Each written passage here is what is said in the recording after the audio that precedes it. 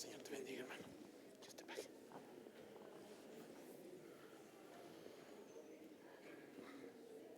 Gracias, Robert. Buenos días, amados hermanos, que el Señor les bendiga. No sé si ustedes se han fijado, pero cuando los niños son invitados a pasar a su tiempo especial, salen corriendo, ¿verdad? ¿Sí?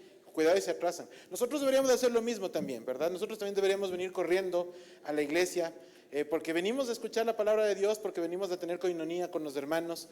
Es una bendición en realidad el poder estar juntos y motivos no nos faltan para abrazarnos, para saludarnos, para dar gracias a Dios por todo lo que ha estado haciendo en nuestras vidas. Antes de empezar este mensaje quisiera solamente a nombre de mi familia extenderles un Dios les pague nuestra gratitud por todo su cariño en estos días difíciles que tuvimos con nuestro pequeño Matías. Como ustedes le vieron, la mayoría ya está aquí con nosotros y no deja de ser un testimonio del amor de Dios, del que ya hablaremos en otro momento, pero de corazón Dios les pague. Quiero invitarles a que pongamos este tiempo de predicación de la palabra en oración para que el Señor sea el que nos dirija hoy. Oremos, por favor. Padre amado, Padre de gloria, gracias por esta mañana y gracias, Señor mío, porque no solo el clima nos abriga, sino que tu palabra nos abriga, Señor, porque nos enciende desde adentro, porque podemos sentir tu presencia, porque sabemos que estás con nosotros. La gloria sea para ti, no por lo que puedes hacer, sino por lo que tú eres.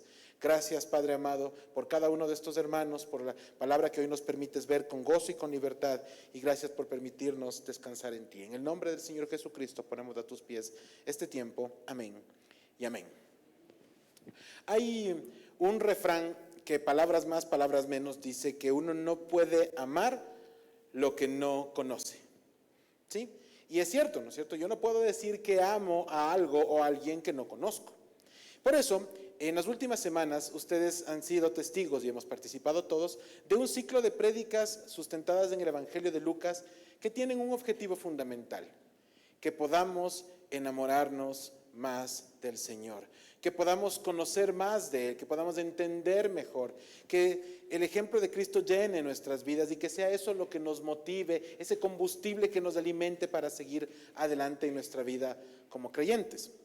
En ese sentido, varios hermanos tuvieron en su corazón hace algunas semanas esa carga de que empecemos a presentar al Señor Jesucristo de esa manera, de tal forma que cuando empiecen otras etapas de predicación con otros temas y otros destinos, todos partamos de una base común: Cristo es el Señor y a Él nos debemos, porque así como Juan dice que todas las cosas por Él y para Él fueron hechas, usted y yo para Él y por Él fuimos creados y por eso estamos aquí.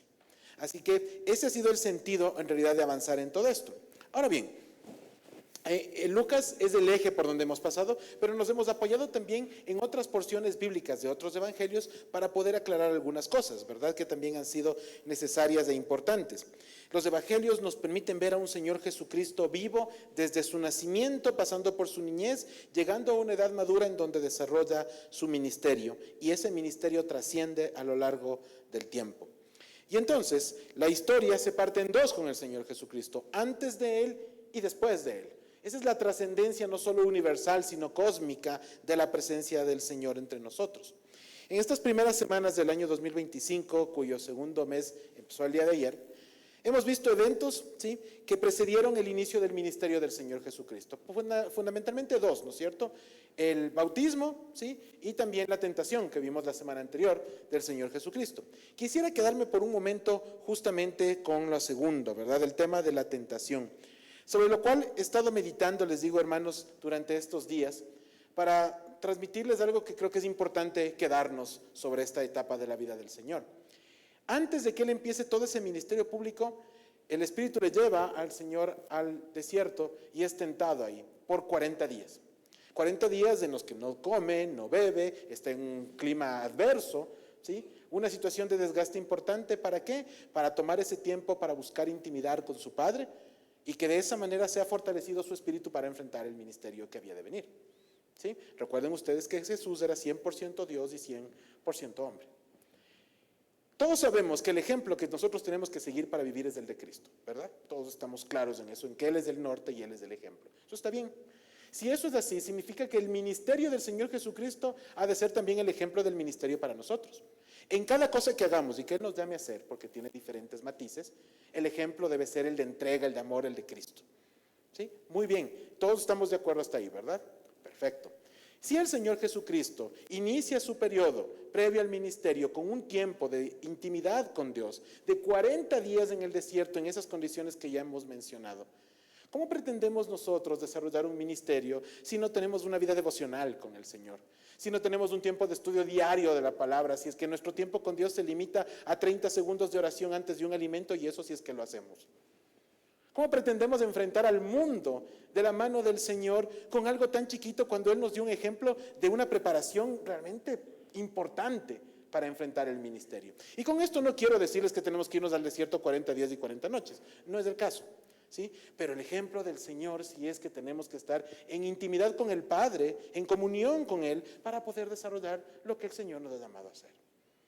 Entonces, me he cuestionado seriamente, he dicho, Señor, ¿qué tengo que revisar en mi vida? ¿Qué quiero compartir con los hermanos para que cada uno revise la suya y pueda encontrar aquellas cosas que deben fortalecerse, que tienen que aparecer si no están en sus vidas, de tal manera que su proceder en cualquier espacio en el que usted se desarrolle sea uno solo, el de dar testimonio de Cristo?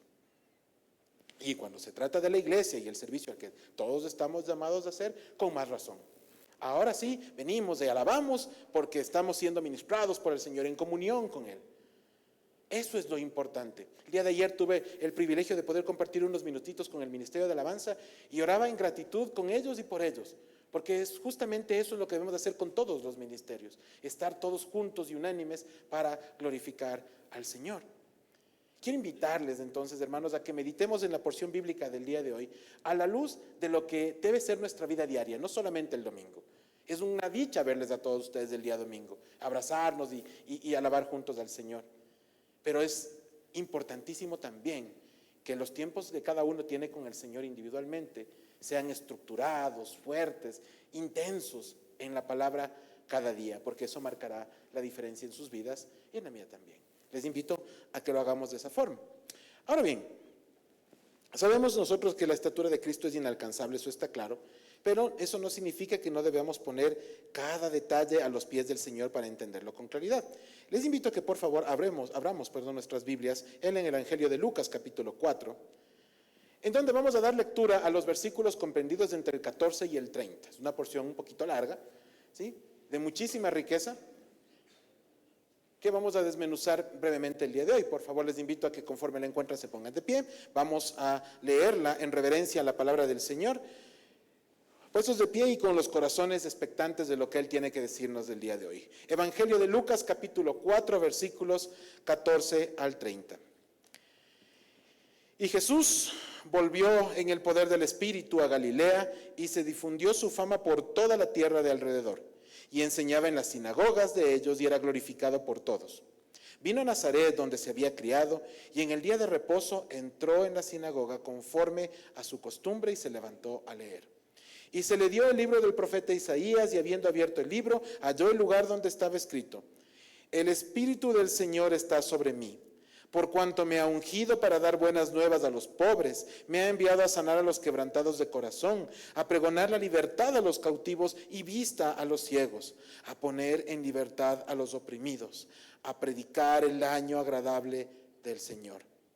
Y enrollando el libro lo dio al ministro y se sentó, y los ojos de todos en la sinagoga estaban fijos en él.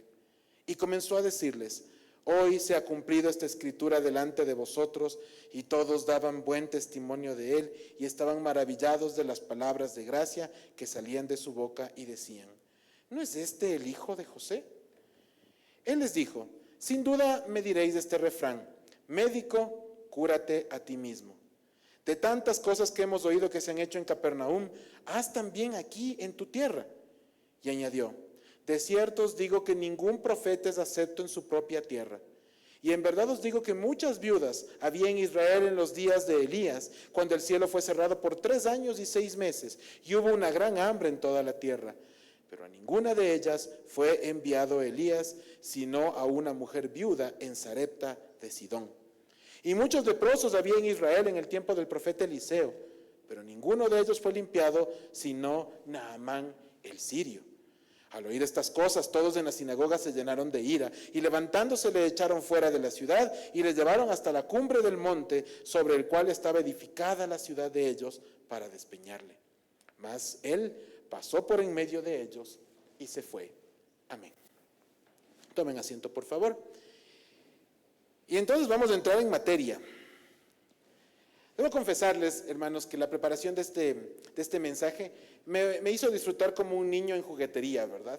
Porque la verdad es tanta la riqueza de la palabra de Dios cuando leemos estas cosas y como uno puede empezar a tener más ganas de aprender y de profundizar más, que uno se llena mucho. Es una bendición en realidad poder traer una parte pequeñita de todo esto porque la palabra de Dios es vasta. Sabemos que no hay porciones bíblicas más importantes unas que otras, ¿sí? Tan importante es una genealogía como el libro, o más bien la carta a los Romanos, ¿sí? Todo es igual porque es inspiración divina, todo es palabra de Dios. Así que estamos claros en que no existe mayor importancia en todo esto.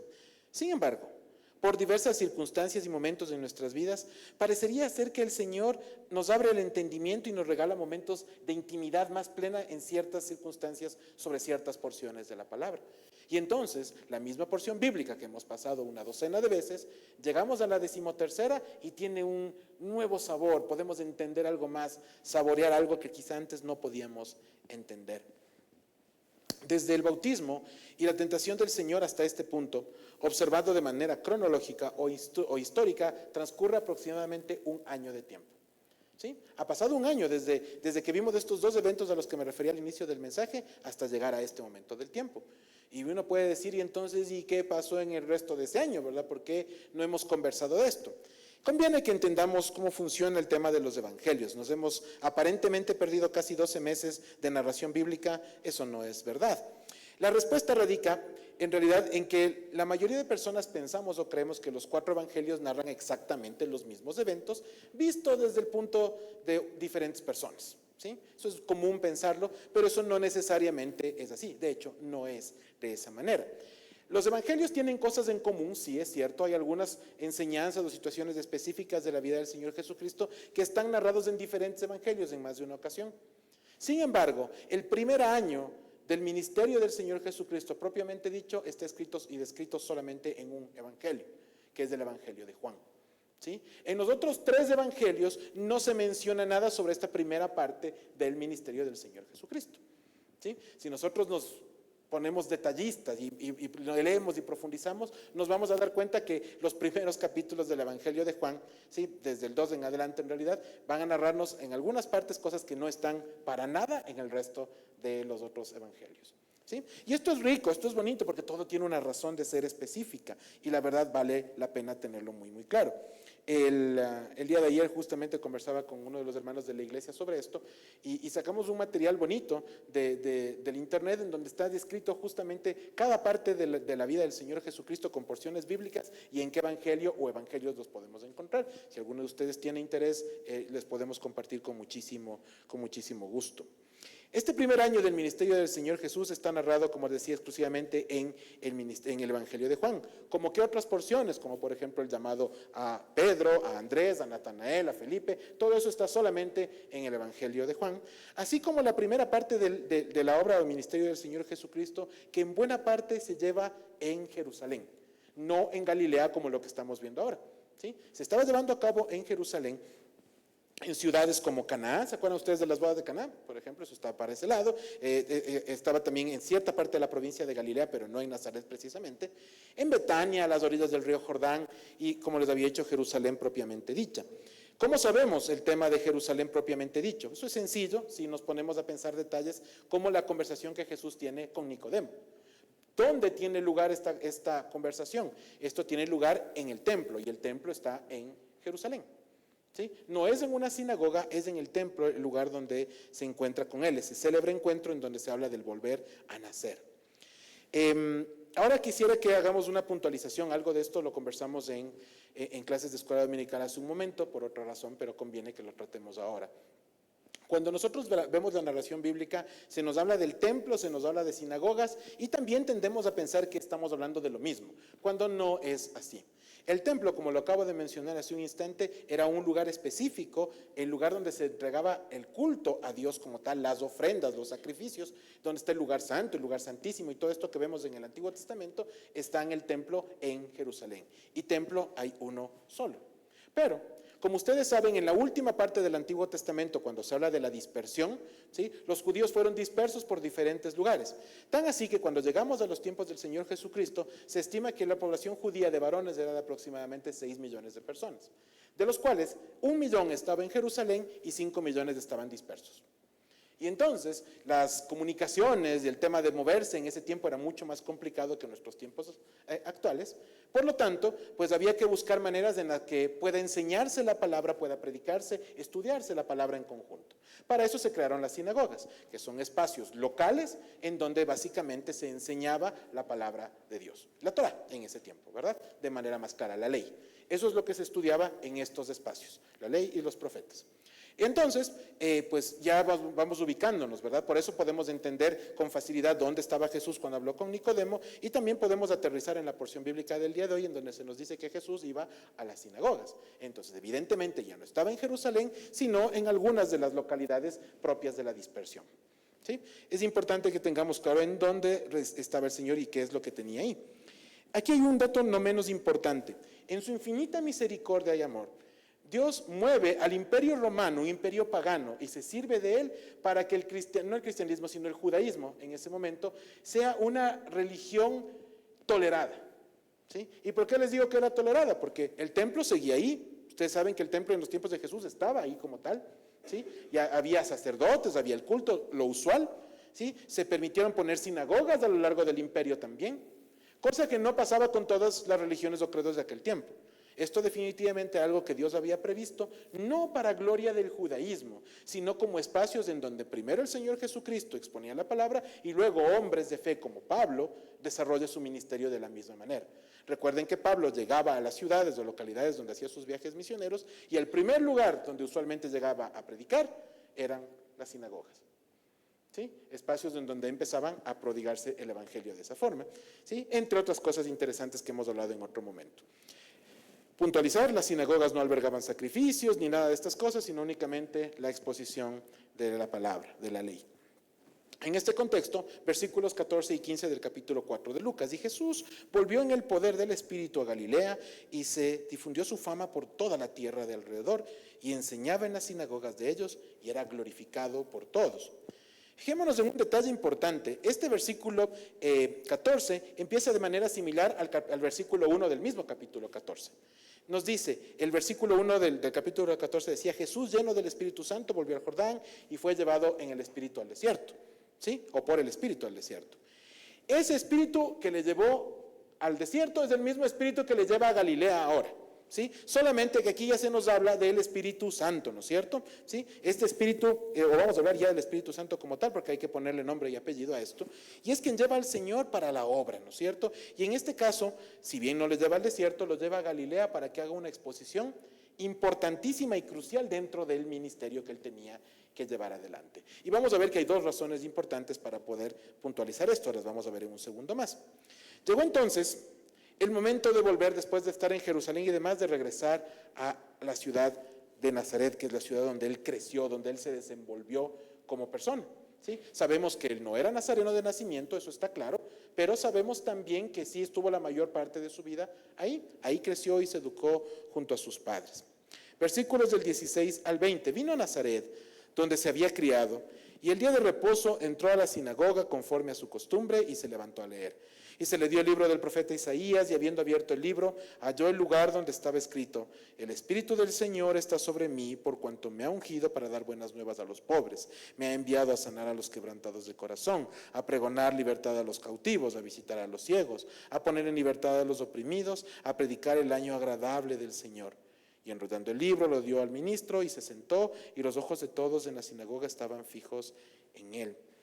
El Señor recibe un rollo del profeta Isaías y da lectura a lo que para nosotros sería el capítulo 61 de ese libro profético, ¿verdad? Entonces él toma y lee una porción que es casi textual. Si ustedes van a eso, no lo hacemos en honor al tiempo el día de hoy. Si ustedes van al capítulo 61, van a encontrar en los primeros versículos justamente esta profecía tal como la estaba leyendo el Señor. Es interesante en realidad lo que está haciendo, ¿no es cierto? Porque es una referencia no menos importante. Recuerden ustedes que Isaías es el libro profético que más cantidad de información sobre la venida del Mesías y su ministerio tiene.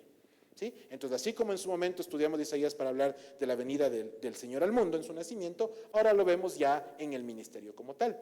Por eso los judíos, sabían y saben que una de las señales inequívocas del Mesías en el mundo iban a ser los milagros. Los ciegos ven, los sordos oyen, los cojos se levantan, todas esas cosas de ahí eran señales justamente del Mesías, atribuibles únicamente al Mesías. Y el Señor toma y lee esto. En Isaías, si ustedes leen el capítulo 61, se menciona que el Espíritu de Jehová está sobre él. No es el Espíritu Santo o el Espíritu, sino el Espíritu de Jehová mismo. Esta es una alusión importante porque nos ayuda a entender nuevamente la Trinidad. El Espíritu Santo es el Espíritu de Jehová. ¿Sí? Estamos hablando nuevamente de las tres partes de nuestra Trinidad, ¿verdad? Aquella que nosotros entendemos de ese Dios único en tres personas. Él hace referencia claramente a estas señales que les mencionaba antes, inequívocas de lo que es la venida del Mesías al mundo. Y finaliza este momento con el Señor entregando el rollo y sentándose con la mirada de toda la gente puesta sobre él. Claro, porque el tema no se quedaba en que solamente abríamos el rollo, leíamos, nos sentábamos y nos íbamos, sino que había una explicación. Ahora, si vemos en esta porción bíblica, vemos que Jesús ya venía desarrollando esto en otras sinagogas. Había una reputación que le precedía. ¿Sí? Ya lo hemos visto y conversaremos un poquito más de ese detalle, pero ahora todo el mundo estaba expectante, ¿no es cierto? Quería saber qué venía después de todo esto. Recordemos, hermanos, que contrario a lo que hacemos en este tiempo, los rabíes, ¿sí?, los maestros para enseñar se sentaban. ¿Sí? Eso es lo que pasó. Entonces no es que el Señor estaba sentado, leyó y luego vino, se paró al púlpito y predicó, sino que entrega el rollo y se sienta. El sentarse era una posición de autoridad para poder enseñar. Y eso es lo que Jesús hizo como tal. Y entonces, claro, todo el mundo decía, leyó esto, ¿a qué se refiere? ¿Por qué habla de esto el día de hoy? Y Jesús en el versículo 21 les dice, y comenzó a decirles, hoy se ha cumplido esta escritura delante de vosotros. Yo no sé si usted se imagina aquel momento del tiempo, ¿verdad? Pero eso debe haber estremecido a más de uno de los presentes, ¿sí? Porque todos estaban esperando, todos estaban expectantes. Y de pronto se para alguien que me para, lee esto y me dice, y hermanos, tranquilos, hoy se está cumpliendo esto delante de todos ustedes. El que menos unos ojos abiertos, ¿verdad? ¿Qué pasa? ¿Qué quiere decir con todo esto? Sin embargo, Jesús no se queda ahí. Nos dice, sobre la narración no se queda ahí, nos dice versículo 22, y todos daban buen testimonio de él.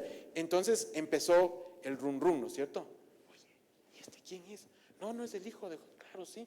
Oye, pero es buen tipo, ¿no? Habla bonito. ¿Sí? No entendían, evidentemente ellos no sabían de qué se trataba. Y empiezan a hablar y empieza ese masculleo, ¿no?, en esta parte, pero el testimonio en general era muy bueno.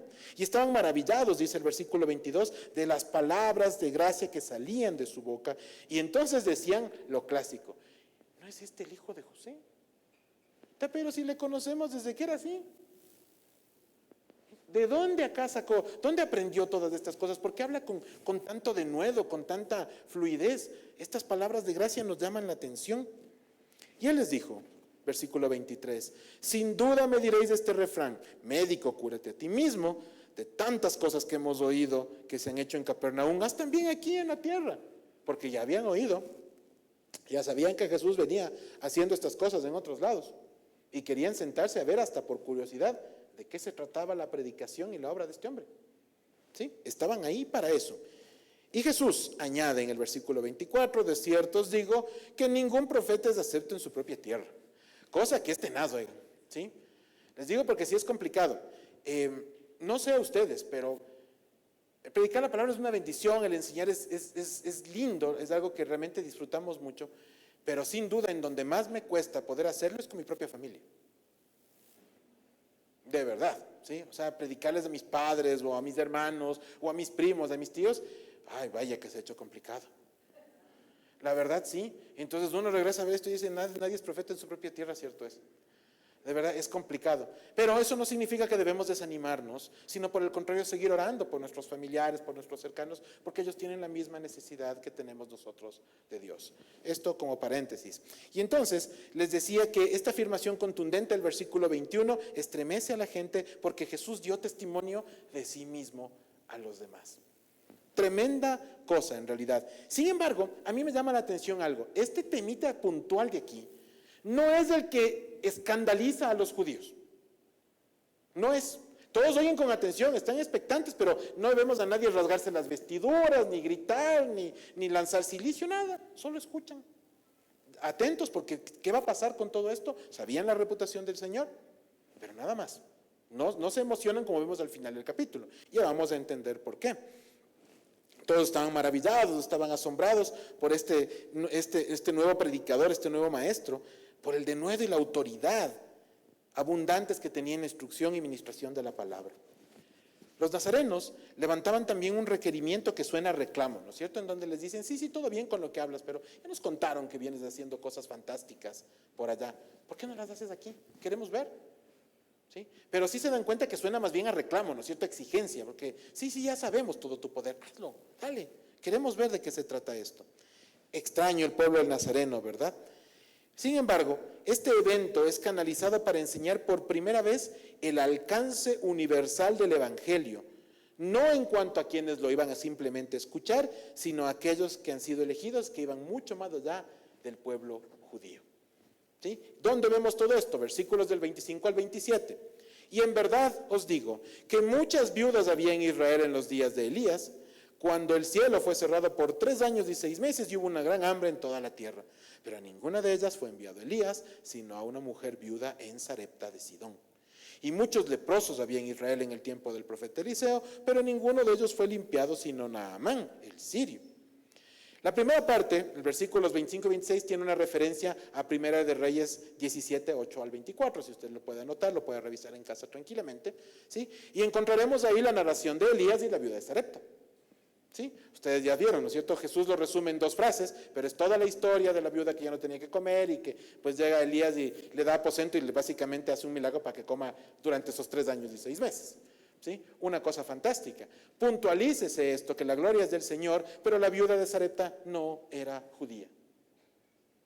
¿Sí? Tema número 2, ¿no es cierto? El que está justamente en la segunda parte, en el versículo 27 de Lucas 4, ¿sí? Hace referencia, en este caso, a Segunda de Reyes, capítulo 5, del 1 al 14, en donde encontramos la narración de este militar, de este general sirio llamado Naamán.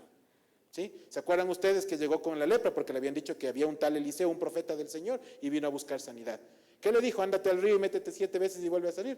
Y Naamán hasta se enojó, ¿se acuerdan? Oye, no hay mejores ríos en Siria, ¿para qué me mandan a meterme acá? Y es el criado el que le dice, oye, hazle caso, ya vinimos hasta acá, ¿qué te cuesta? ¿Sí? Y claro, va y sale y termina siendo nuevamente sano, ¿no? Gloria a Dios. Naamán tampoco era judío. ¿Sí? Y entonces, claro, esto sí encandila los ánimos de los presentes. Ahora sí nos vamos a enojar, porque esto es una antesala de la predicación de la palabra de Dios para los gentiles, del ministerio de Pablo y de todo lo que vino después en el libro de los Hechos, cuya gracia tiene tal alcance que usted y yo estamos aquí gracias a esto. ¿Sí? Ese es el tema, ¿no es cierto? El plan de Dios demostró que tenía mucho más allá del simple o simplón límite de solamente este cosito de acá, sino que el alcance realmente era universal. Sabemos que no todo el que escucha cree, eso es cierto, pero no sé si hay algún judío entre nosotros, creo que no, ¿verdad? No, ninguno de nosotros, todos somos gentiles, ¿sí? Y estamos aquí para la gloria y honra de Dios por su gracia y misericordia. Fin.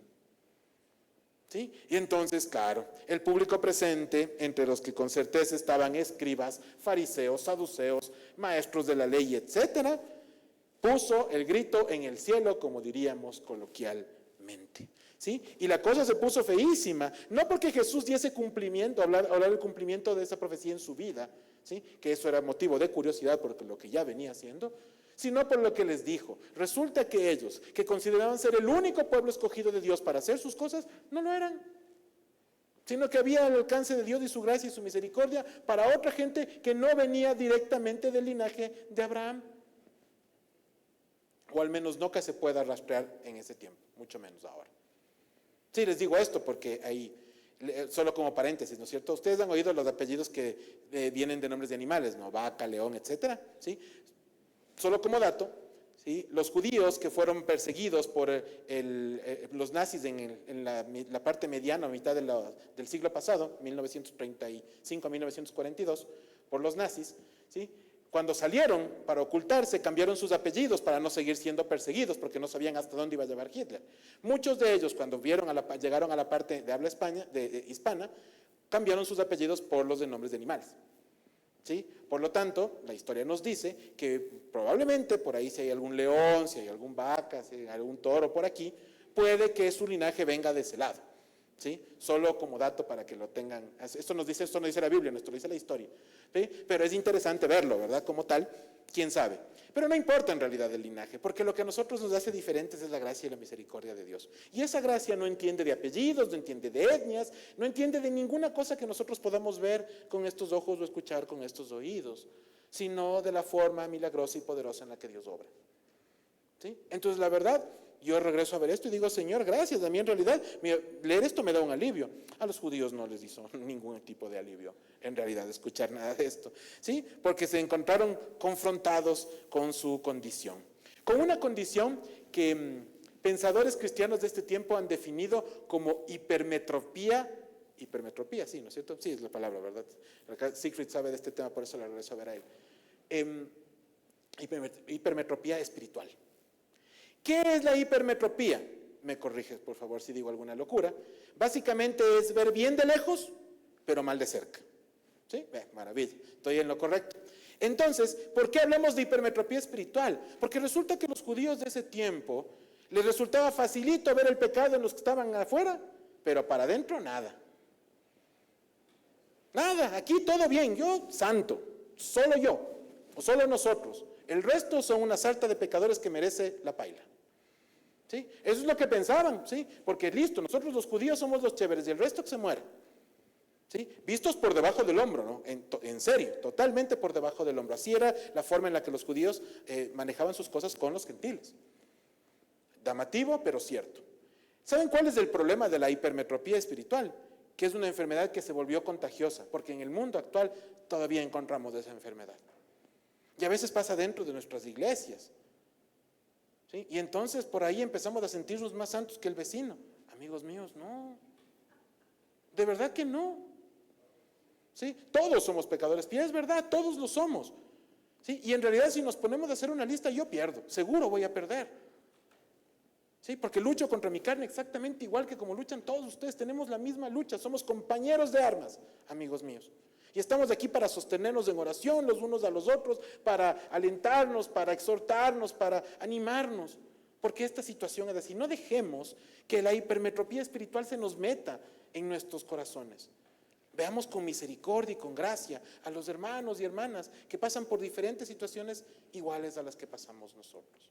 Los tiempos pueden variar, sí, pero el pecado es el mismo. Y siempre va a estar golpeando y persiguiéndonos. Eso funciona así, es nuestra naturaleza. ¿Y saben qué? No nos golpea desde afuera, nos golpea desde adentro. ¿Sí? Bromeando con algunos hermanos del viernes en el estudio de hogar les decía y les preguntaba, ¿alguno de ustedes le enseñaron a pecar alguna vez? ¿Quién fue instruido en pecado alguna vez en su vida? Nadie. Eso nació solito de nosotros, es nuestro software natural. Sabemos perfectamente cómo pecar. Es lo que mejor sabemos hacer. No necesito de ayuda, no necesito instrucción, nada. Es más, el pecado hasta nos vuelve creativos, tristemente hablando. ¿Sí? Pero eso es objeto de arrepentimiento, objeto de gracia y de amor para con los demás. Eso es lo que tenemos que hacer, amar, porque esta enfermedad debe ser detenida. Y la única forma en la que esta es detenida es poniendo nuestra mirada en Cristo. Si queremos compararnos con alguien, comparémonos con Él. Y cuando hagamos ese ejercicio, tenga usted la certeza de que nos vamos a quedar tan chiquitos que no nos van a quedar ganas de regresar a ver al lado. Porque en realidad el Señor tiene tanto que trabajar en mi vida que no tengo tiempo de estarme preocupando en cómo está trabajando en la vida de mi vecina. Pero esto es un tema que hay que recordar todos los días, no solamente un ratito.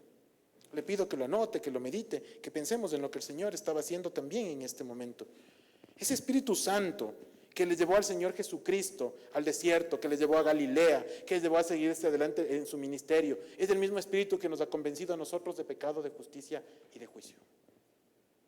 Eso a mí me da un montón de paz. Porque resulta que es el mismo Espíritu el que me está guiando a mí para buscar de Dios. Es Él el que puso en mí ese anhelo y es el mismo que lo está poniendo en usted.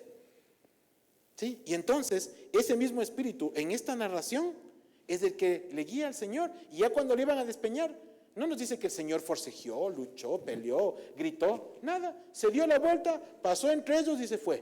Ojo, ya le llevaron a la parte de afuera, ya estaba para despeñarle, ¿no? Para quien no sepa qué es despeñar, le ponen en un lugar alto y... ¿sí? Eso es lo que querían hacer con el Señor. Ya estaban allá, Jesús desvió, se dio la vuelta y se fue caminando exactamente igual que como vino. ¿Cómo? Eso es poder de Dios. ¿Sí? Eso es poder de Dios. Versículo 30, mas Él pasó por en medio de ellos. ¿Y qué pasó? Se fue. Tan tan. Final de la relación en este asunto, ¿verdad? Ese es Dios, y es Dios obrando en usted y en su vida. Todos tenemos testimonios de lo que Dios ha hecho en nosotros, de cómo nos ha librado de A o B situación, y lo sigue haciendo, milagrosamente, con poder, simplemente obra y ya. Es Dios haciendo las cosas. Ese no era el momento ni la forma en el que el Señor Jesucristo iba a morir. Él tenía que ejecutar un ministerio que luego lo hizo con un éxito rotundo. Iba a llegar la muerte después, pero jamás porque el hombre o el pecado, la muerte triunfó sobre él, nunca, sino porque Él permitió eso para que usted y yo seamos aceptos ante los ojos del Padre. ¿Sí? Eso era todo, ese siempre fue el plan. No hay victoria en esa muerte, la victoria está en Cristo. Y entonces, amados hermanos del Evangelio, la buena nueva del Señor nos presenta a Cristo de una manera completa y efectiva. Aquella que de la mano del Espíritu Santo nos permite ver con claridad el cumplimiento de la profecía mesiánica en Él y pone nuestros ojos en la expectativa de la segunda venida de ese Mesías a rescatarnos a nosotros, su iglesia. Porque sí necesitamos ser rescatados de este mundo. Deberíamos anhelarlo todos los días, porque no habría mejor destino que aquel que nos debe a la presencia del Padre, a estar con Él por siempre y para siempre. ¿Cuánto, hermanos, les decía, nos debe alegrar y motivar la obra de ese Espíritu Santo que guió al Señor y que nos sigue guiando a nosotros hasta hoy? Él mismo nos ha equipado con dones espirituales que ustedes tienen. Todos ustedes tienen, al menos uno, si no varios. Pero lo que sí tienen es la responsabilidad, junto con ello, de desarrollar esos dones para el servicio de la obra. Hoy reflexionábamos brevemente hace un rato que Abraham fue llamado, el primer contacto de Dios con Abraham fue más o menos a los 70 años. Y con Moisés fue más o menos a los 80. ¿Sí? Y a veces yo digo, Señor, a mí, ¿para qué me vas a llamar? Yo ya estoy viejo, ¿ya para qué me llamas? Ya no puedo hacer nada. Vean, si el Señor nos llama, el Señor les va a equipar y el Señor va a hacer lo que tenga que hacer con cada uno de ustedes. Tengan la certeza. A Dios nunca le importó la edad. Dios no escogió a los más jóvenes y más fuertes para hacer su obra. Escogió a la gente que estaba dispuesta a hacerlo, cuyo corazón Él mismo preparó. Dios primero llama y luego equipa. Actitud antes que aptitud. Entonces, hermanos, el mensaje en esto es claro: no pongamos por pretexto ninguna situación o circunstancia, sino que dejemos que Dios nos muestre y nos lleve hacia donde Él quiere llevarnos. No hay mejor camino que el de la voluntad de Dios. Hoy, para nosotros resulta sencillo abrir la Biblia y ver el cumplimiento de la profecía de Isaías. Decimos, ve qué sencillo, ¿sí? 61, igualito que lo que dice Lucas 4. Fantástico, ¿sí? Qué lindo que usted pueda reconocer eso. Yo me alegro por usted. Pero que no se quede en eso. Porque el entender el ministerio de Cristo no significa solamente saber las porciones de memoria, sino emular el ejemplo que Él nos dio. Y para eso estamos aquí. No solo para aprender, sino para hacer. Sino para compartir, sino para vivir. Hermanos, y eso no siempre es fácil, porque hay circunstancias que nos sacuden, que nos mueven, cosas que pasan. Pero mayor es nuestro Dios que está junto con nosotros para sostenernos en esos momentos de dificultad, para alentarnos cuando a veces se nos quiere meter el bicho de Satanás en el medio de las familias y de las personas, que a veces nos pasa, ¿sí? Pero nosotros podemos rechazar eso con la autoridad que el Señor nos ha dado, porque estamos aquí para cumplir la voluntad de Él y la de nadie más. Hoy, hermanos, vemos esto con alegría y tenemos la oportunidad de cumplir con el mandato del Señor, Démosle el lugar que le corresponde. A ese Señor que vino a hacer milagros y de que damos testimonio, que ha hecho milagros en nuestras vidas hasta el día de hoy y lo seguirá haciendo hasta cuando Él regrese. Y mientras eso sucede, mientras eso pasa, no perdamos ni un minuto más para dar nosotros testimonio de Él en nuestras vidas. Amén. Oremos. Padre amado, gracias por esta mañana y gracias, Señor, por darnos el privilegio de escuchar tu palabra una vez más. Sabemos, Padre, que tanto se podría decir de esta porción que la verdad nos quedamos cortos, pero lo que sí sabemos, Señor, es que tú nos darás oportunidades, tiempo y cosas para poder hacer la obra que tú nos has mandado, Señor, conforme a tu propósito. Te pido por favor que nos perdones porque en realidad tenemos tanto que aprender de ti, Señor, día a día. Pero al mismo tiempo te damos gracias porque en tu misericordia y en tu amor podemos seguir adelante. Porque tú has sido bueno y no has dejado en ningún momento de sostenernos en medio de todas esas adversidades y cosas que enfrentamos día a día. Que tu nombre sea exaltado, Señor mío, en nuestras vidas hoy y siempre. En Cristo Jesús. Amén y amén. El día de hoy, hermanos,